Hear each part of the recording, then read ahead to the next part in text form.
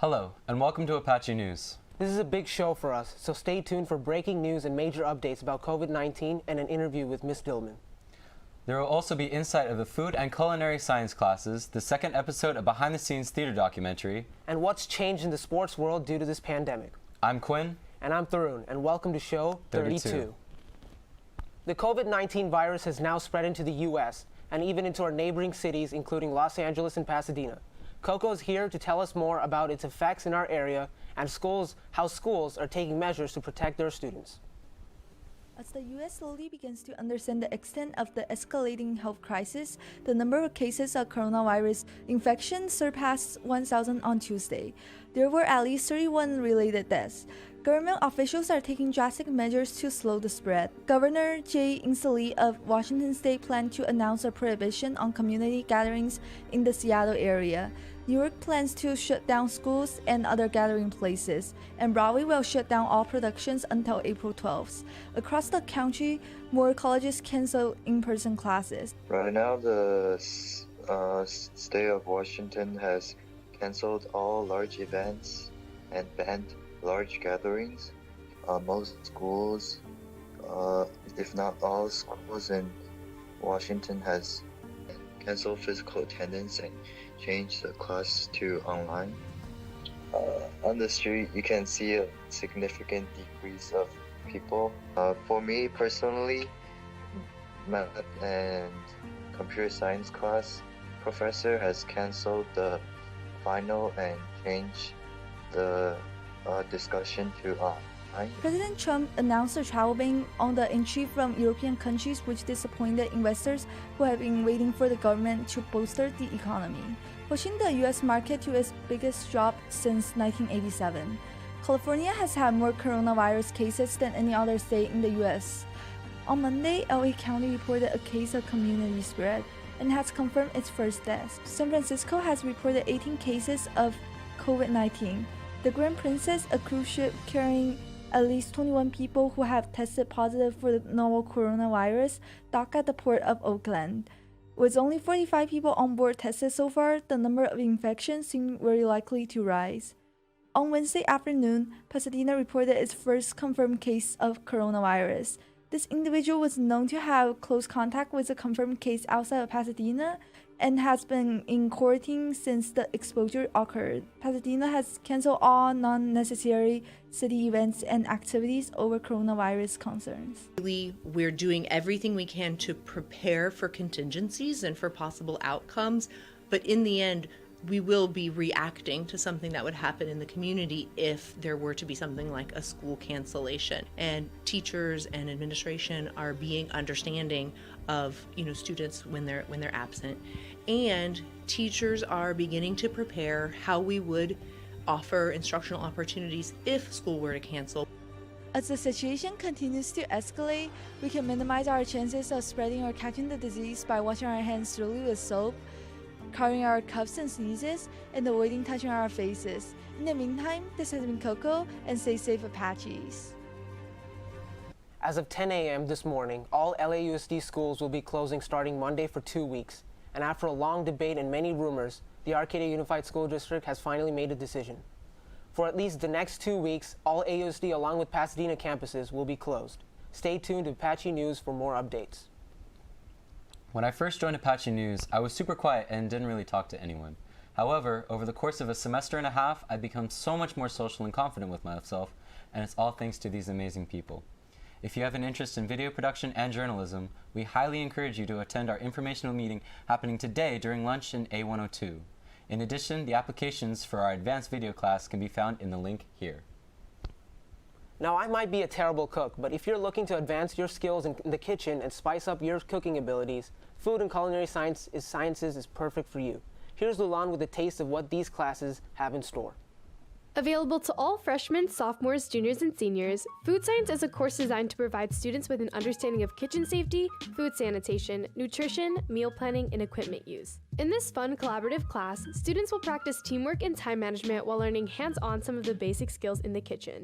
Cooking in general is sort of like a life skill that you should have. I think it helps with like time management. That's a big thing. And then team building, we put them in groups since we only have 7 kitchens.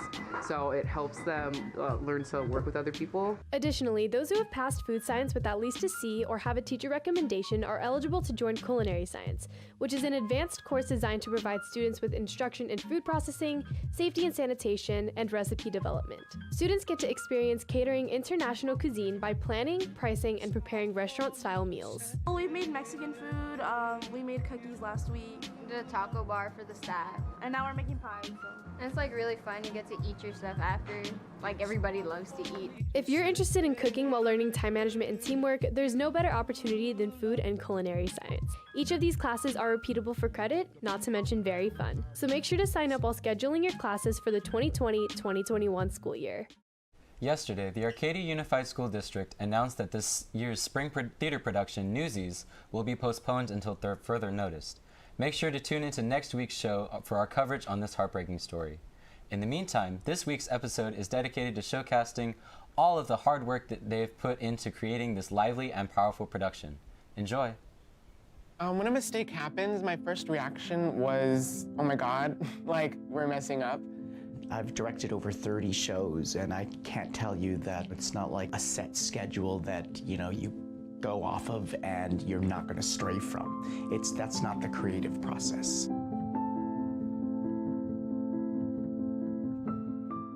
Before we went to the mock performance, we set up everything, made sure we got it all right, and then we tested everything so that we would be prepared for the mock performance. Well,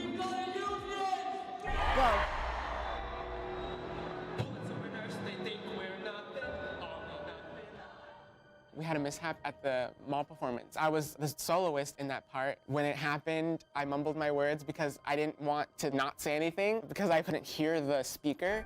So I didn't know where we were in the song. And it was really like intimidating and scary, but we got over it once someone snapped the tempo and then we got back on track.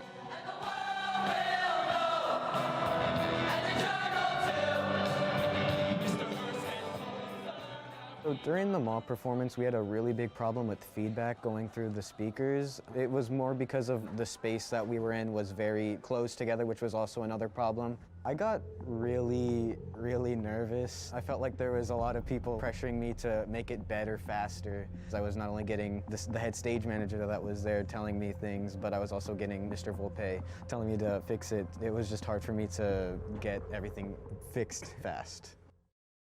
So we are a couple of weeks out from our performance of Newsies. We've had a lot going on. It's super fun. Our set is built, so we're adding all the fine touches to like all the paints and all the textures. We just started Tech Weeks. The process is always a very slow process. We should have had things painted and put up.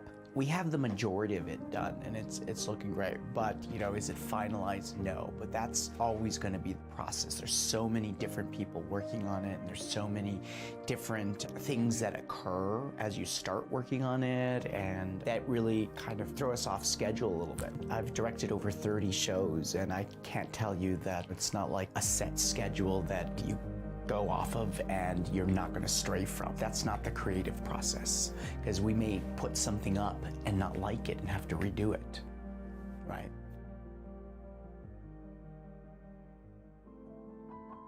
I wish I had better news for you. Secondly, we are not having Newsies next week.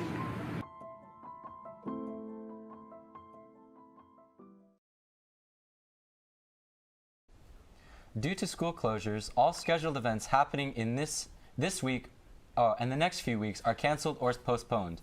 Everything except for the APN meeting happening today during lunch in A102. Please show up. With so much going on in the world, we're all trying our best to stay positive. Here are Clara and Harrison to cover what's been going on in our world of sports and the impact on sports globally. Thanks, guys. We're 3 months months into 2020, and this pandemic is the craziest thing we've seen in a while, to say the least. There's been a major impact in professional and collegiate level of sports. Absolutely, and for our school, we know that all CIF games have been postponed until next month, pending any cancellations. We also know that the National Classic that Arcadia Baseball were lucky enough to be invited to has been canceled. There's also a major shutdown on professional and collegiate levels, and on Wednesday, the NBA indefinitely suspended their season after Rudy Gobert of the Utah Jazz tested positive for COVID-19. Additionally, the Big Ten, SEC, Pac-12, Big 12, and ACC canceled their basketball tournaments. And as of yesterday, the NCAA decided to cancel the March Madness tournaments for both Division I boys and girls. Ivy League has also indefinitely suspended their spring seasons in hope of preventing the spread of the virus. Yep, and on the soccer front, Major League Soccer saw an indefinite suspension along with huge European leagues like the Spanish La Liga, Italian Serie A, and surely many more to come. Yesterday, even more news came when English team Chelsea's youngster Callum Hudson-Odoi and Arsenal manager Mikel Arteta came back positive with coronavirus, leading to the suspension of the British Premier League and the biggest league of them all, Champions League. So also the European Championship that happens every 4 years will be moved to next summer, making it an even more complicated endeavor. You know, it's hard to believe that as of yesterday, the MLB, NHL, college basketball, and numerous soccer leagues as well as golf are suspended and will be moved to a different time. With the popularity, money, and jobs all these sports bring in, they surely are going to see a decline in revenue, and the future of these sports and the virus alone are still unknown. So it's a sad day in sports history and a big concern for many families moving forward. Absolutely. Well, there's nothing we can do but stay safe, be healthy, and pray that we can come out of this sooner than later. We wish you a safe and healthy final fourth quarter. This has been Harrison and Clara reporting for Apache Sports. Thanks, Clara and Harrison. In studio today, we have our school principal, Miss Dillman, to discuss this breaking news. School has been canceled starting Tuesday, March 17th for the next 2 weeks. And Miss Dillman, can you elaborate more on what this means? Yeah, absolutely. So, and I want to preface this with, this is what I understand at this time. And as we all know, the situation is evolving so quickly. So I'm going to give you the most accurate news I have at this moment. So what I understand for the closures of school for the next 2 weeks is that classes will not be held on a daily basis, and that includes all school activities. So meetings, tournaments, sports, rehearsals, practices, all of that is postponed or suspended for the next 2 weeks. And I know that we're working to make rearrangements for everything that can be postponed. And naturally, some things will be canceled because they're held by outside organizations. We're also being impacted by outside organizations canceling events that we were meant to attend. So what was the final decision that ultimately closed the school? Well, this is a decision that's being made by districts. So school leaders in districts across the state and across the country are really being guided by local health organizations.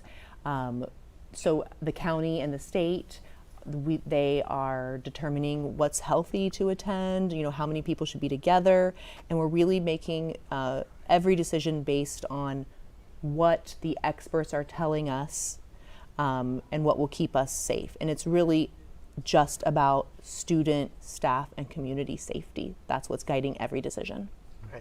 How will classes be held moving forward for the next 2 weeks? So that's a really good question. And again, I'm going to give you my understanding as of today. We only have control over so much. We know that every student has a device, but we can't guarantee that every student has access to Wi-Fi. We can't guarantee that every student has, we can't guarantee what your home is going to be like at this time. You might be taking care of younger siblings. You might have, elderly grandparents in your house that you need to take care of. So we're providing opportunities for enrichment. And I know that we are lucky enough to have students who one of their biggest fears is falling behind. And I don't want students to have that stress or anxiety. So teachers are going to do the best they can to provide enrichment and learning opportunities, but that doesn't mean that every class will look the same and it will feel the same as regular school. We're just going to do our very best, and I know students will do their very best, and we'll keep in touch and move forward together. So when do we expect to be back in school? So, I think again, this is something that is developing so quickly. We as of now, we're hoping to be back in 2 weeks, and that means that we would be back the week before spring break. As things evolve, anything could change, but I'm very, very hopeful that this 2 weeks will give our community, our county, and our state, and our country time to move forward in a safe manner, and really safety and health will determine every next step. What can Apache families do to continue staying safe and cautious in the community? That's definitely on all of our minds. I think a lot of it is the same thing we've heard again and again, is wash your hands. And this is about the time that we need to self-check and self-regulate. Monitor your fever. If you have a fever, don't go out. If you're coughing or sneezing, stay in until those symptoms subside. Wash your hands. And honestly, we need to react in a responsible way, and that includes not panicking.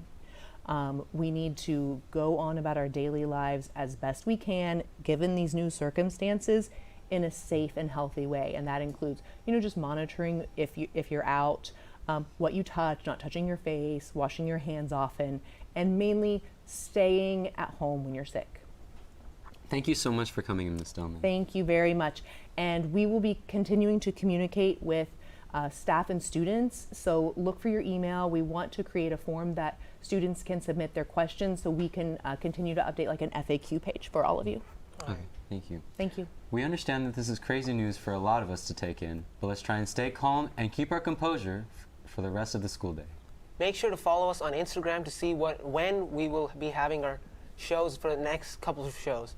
This has been Tharun and Quinn for Apache News, and we will be sure to keep you guys all updated through the next 2 weeks. We'll see you soon, Apaches.